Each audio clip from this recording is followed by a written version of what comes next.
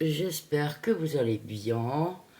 Ça fait un petit moment que je vous ai pas donné de mes nouvelles, donc me revoilà. Attendez, hop, je vous cadre, voilà.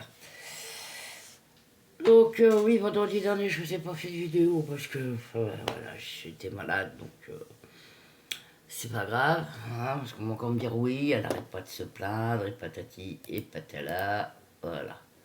Donc oui, je suis tombé malade, et bah c'est des choses qui arrivent, hein, voilà.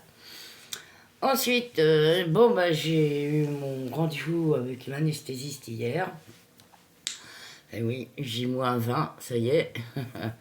Donc, tout va bien. On m'a ausculté, on a discuté par rapport aux douleurs que j'appréhendais et tout. Elle m'a dit non, vous inquiétez pas. On est une équipe qui s'occupe des douleurs, vous allez avoir des antalgiques et tout. Donc, mais j'avais peur surtout par rapport au gaz. Donc elle me dit non, il va falloir marcher un peu. Et après, ça va s'éliminer petit à petit. Oh, bah, j'ai encore une coiffure, moi. Pouh. Voilà, voilà. Et mercredi dernier, il nous est arrivé, enfin moi non personnellement, mais pardon, à Monsieur Nati. Il était tranquillement sur la terrasse, hein. On a une terrasse, juste en face on a un immeuble. Et il était 23h15, voilà, un truc comme ça. Et on entend un enfant crier, il va avoir quoi, 4-5 ans. Ouais, pas plus. Ouais, pas plus. Et pour rigoler, mon conjoint lui dit oh, il est 23h15, va te coucher. Et d'un seul coup, le gamin, il lui a répondu N, ta mère, voilà. J'ai dit, c'est à 4-5 ans, le gamin qui dit ça, je dis, mais c'est quoi ça? Et dès qu'il entendait des gens passer, le gamin, hein, dès qu'il entendait des gens passer dans la rue, et il les insultait. Et il les insultait. Et puis de seconde, on entend la mère qui arrive, et puis elle lui dit, t'arrêtes, hein. Je dis, mais c'est quoi cette éducation? Il a 5 ans, le gamin, il insulte tout le monde. Et puis, il y a un homme qui est sorti de sa fenêtre, et puis il dit, eh ben voilà l'éducation. Ah, je dis, vous parlez d'une belle éducation. Oh, je dis, c'est pas possible, mais maintenant on se fait insulter par des gamins de 5 ans. Non, mais sérieusement. Oh, le monde ne tourne plus rond, hein. C'est phénoménal. Oh, puis hier, quand j'ai été avec voir l'anesthésiste, c'est mon accompagnatrice qui m'a amené. Alors, pour aller, on a un rond-point juste en face d'une station-service. Ah bah, le gars, la flemme de faire le rond-point, tourner, pouf, il a pris le rond-point. Aïe, choqué. Et ça commence bien, la journée, parce que j'ai un rendez-vous à 9h40. Et elle est venue me chercher vers 9h10, parce qu'en plus de ça, on a les férias. Donc toutes les roues sont bouchées. Bon, alors là, aujourd'hui, c'est même pas la peine de rouler. Et en revenant, on passe devant un garage. Le mec qui nous voit arriver, voilà, il redémarre à fond. Mais j'ai dit, mais c'est pas possible. Et après, arrivé à un autre rond-point, alors 2 voitures qui faisaient la course, entre deux. Il y avait 2 fils, ils nous ont dépassés, ils nous ont fait une queue de poisson et tout. Ah bah Nati était pas fière dans la voiture, hein, moi qui vous le dis. Et puis mon accompagnatrice, elle m'a dit, vous êtes mon seul rendez-vous aujourd'hui, je pose la voiture, je la touche plus de la journée. Ah, je dis, mais ils sont pas bien avec cette chaleur-là, ça doit leur monter au citron, c'est pas possible. Ah là là. Donc voilà les nouvelles du jour.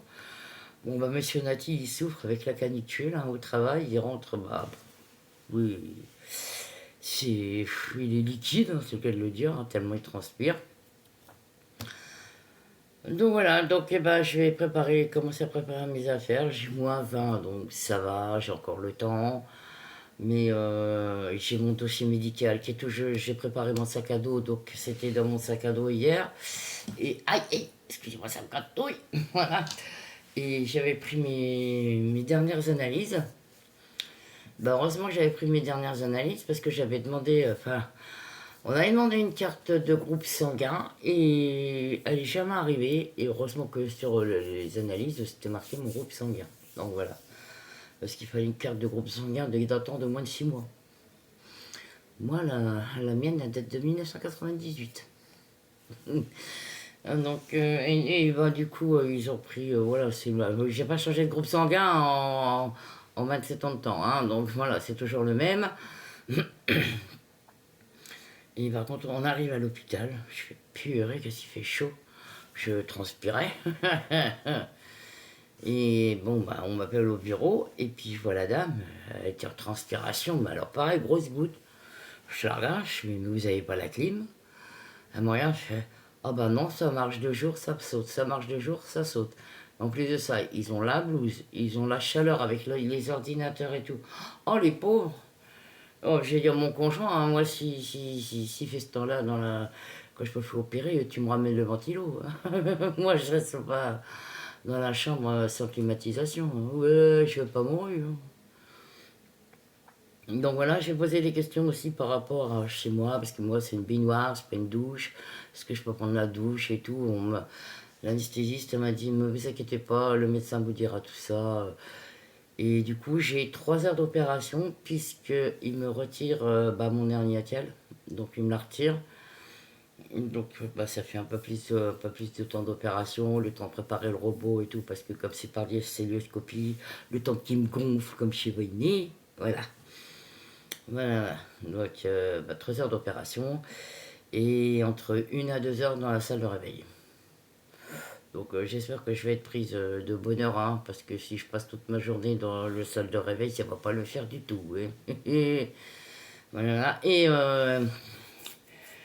puis l'anesthésiste, ça me regarde, elle fait, vous inquiétez pas, je l'ai faite aussi, moi, l'opération. Je l'ai regardé, je me se moque de moi, c'est pas possible. Elle me dit non, je faisais 150 kilos, j'ai perdu 60 kilos. Euh, Oh, bah, j'ai bah, ça va, je suis rassurée alors. Mais très très gentil, hein, l'anesthésiste. Regarde, elle m'a dit comment elle allait faire. Et vu que je fais de l'asthme, elle m'a dit on va vous mettre un inhalateur avant d'aller au bloc opératoire pour pas que vous fassiez une crise d'asthme et tout, pour que vous bronchez, vos poumons soient bien dilatés. Bah, j'ai dit, bah, putain, je vais avoir tout dilaté. Bon, allez, bronche les poumons, le bide. Je vais rester là-dedans, je vais avoir bu ben de Michelin, moi. Plein d'air là-dedans. Alors, pour les évacuer, c'est avec coton, hein. Mais bon, j'ai commandé mes bas de contention aussi, parce qu'il faut 2 paires de bas de contention, donc ça y est, c'est commandé. Là, il va falloir que j'achète les médicaments pour les cheveux. Là, ils m'ont fait une ordonnance, mais bon, la 35 balles la boîte. Donc, bon, bah, de toute façon, je vais pas avoir trop le choix, hein. Et je suis juste en manque de vitamine D, donc je vais encore avoir des ampoules à prendre, c'est pas bon, beurre. Bah, je sais pas si j'en ai encore là-dedans. C'est des petites ampoules, pas plus grandes que ça, mais c'est amer, c'est dégueulasse. Non, j'en ai pas là-dedans. Non, j'en ai pas là-dedans, mais c'est... Ah, attendez, c'est gratouille, voilà. C'est pas bon, voilà. Mais bon, quand il faut en prendre, il faut en prendre. Donc bah voilà, sinon les nouvelles du jour. Si j'ai 3 petits cadeaux à faire là pour bah, mes accompagnatrices de l'association. Après on a parlé de ma thyroïde aussi. Donc une fois que je serai fait opérer de la sleeve, on va attendre un mois ou deux et je regarderai pour ma thyroïde parce que j'ai expliqué à l'anesthésiste, elle m'a dit qu'elle aussi, bon décidément elle a les mêmes maladies que moi. Qu'elle s'était fait opérer de la thyroïde aussi et qu'elle avait des nodules, donc du coup bah, les nodules va falloir que je les fasse surveiller. Et elle m'a dit on a un endocrinologue à l'hôpital, donc vous pouvez prendre rendez-vous, il n'y a pas de souci. Parce que figurez-vous que mon charmant médecin traitant que j'avais, voilà, sans compter que ça fait 1 an qu'elle est en arrêt de travail, là elle nous annonce qu'elle déménage. Donc, elle change de bureau. Bon, elle va plus loin. Bon, voilà. Donc elle se barre avec mon dossier médical. Donc il va falloir que j'aille le chercher parce que vu que j'ai trouvé un nouveau médecin traitant, donc il va falloir que je voie ça aussi. Mais ça sera après l'opération. Hein, parce que. Alors déjà pas de voiture, pas de rapport. Hein, voilà, pendant un mois. Oui. Et, et éviter de monter et descendre les escaliers, vu que j'habite au premier étage, donc ça va être compliqué. Mais je pense qu'avec de la bonne volonté, hein, quand on veut, on peut. J'ai l'infirmière qui viendra à la maison faire les pansements. Donc voilà, donc j'ai qu'une hâte, c'est de passer sur le billard et après être tranquille et refaire ma garde-robe.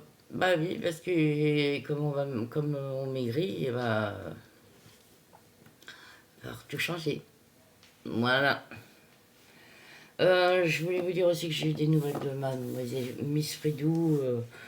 C'est pas folichon, folichon. Donc envoyez-lui plein de cœurs, plein de cœurs, plein de cœurs à ma soeur d'amour. Là. Ça lui fera plaisir. Donc sur ce, moi je vais vous laisser. Je vais vous faire des gros bisous. Prenez bien soin de vous, vos proches. Merci pour tous vos gentils messages. Et on jette toujours pas les mégots par la fenêtre. Non, non, non, non, non, non, non. Hein?